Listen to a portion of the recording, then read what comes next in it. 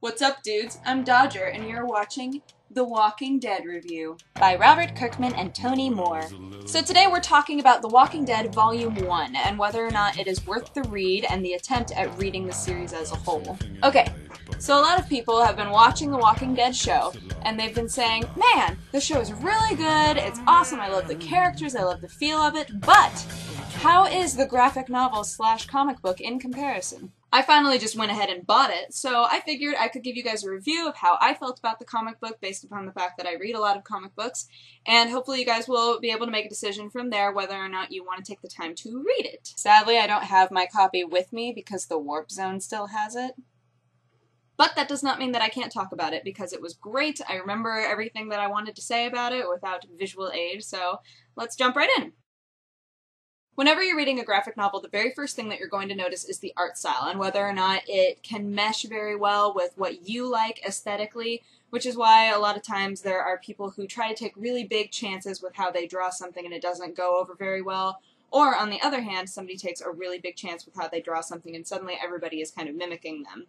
In this case, a lot of reviews that have already been written about this that I read before I bought it have been saying that the art style is very dark, and I don't agree with that at all. For those of you who have read Johnny the Homicidal Maniac, you will know that by saying that a comic book is dark, there are quite a few pegs that you have to hit to actually hit that mark. The Walking Dead is not dark at all in its art style. In fact, it is very, very Americana, and it's very brilliant, and I will explain why. They take an art style that we are very used to, that we see in countless comic books and countless superhero graphic novels over and over and over again. It's something that at this point, when we read a comic book that's in this style, even if it's a slight variation on it, we're not thrown at all. We're allowed to sink into the story immediately. The dangerous thing is that we find a lot of comfort in that. We find serenity in it, because typically in comic books that are in this art style, not a lot happens to really shake us. Because of that, they're able to have these gruesome, horrific moments really hit you, because you haven't been paying attention.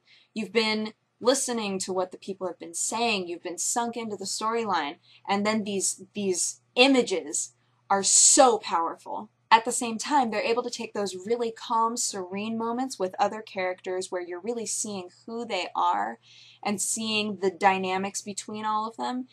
You're not focusing quite so much on how those look. You're focusing on what they're saying. And in that way, I defend that this is a very brilliant way to showcase this. Now, on top of that is the fact that the entire comic book is in black and white. There are plenty of books that are in black and white, but now it's typically a choice that people make, because colors aren't quite as expensive to print as they used to be. All of these choices really make an impact, and I think that black and white is the only way that this could have gone. As I said before, the Americana heroic style of this comic book allows for it to have very clean lines, and with the black and white on top of it, those highs and lows of colors, the values within it, are extremely powerful, again, in those horrific moments and in the brighter, like, no, everything's okay moments. This is a graphic novel that I would say was very, very well planned out in terms of whether or not to use color, and also in terms of just the style itself. It impacts very well. Now, for storyline, that's a bit harder. It's not that I find the storyline of the comic book to be boring at all, but I do think that this graphic novel series was intended to be a look into humanity in general, and I think that it's supposed to be more of a character study. There's an exploration happening within the world of this comic book, where the writers are attempting to find that breaking point in people that are put into this situation. The show, on the other hand, is very action-driven. There are a lot of things that happen in the show that do not happen in the comic book at all, and in fact, I would say that they divorce each other about a third of the way through. You can safely say that by about halfway through the second episode of the show, most things do not happen. It's very interesting because I think that knowing that has made me even more intrigued to read the rest of the novel series. I just want to know so badly what's going to happen and why they made those choices to change it. And I don't think that those questions are ever necessarily going to be answered for me, but just knowing that they're so different has caused me to think even more about it, and even more about without spoiling anything, even more about the way that the first volume ends, which is just extremely powerful.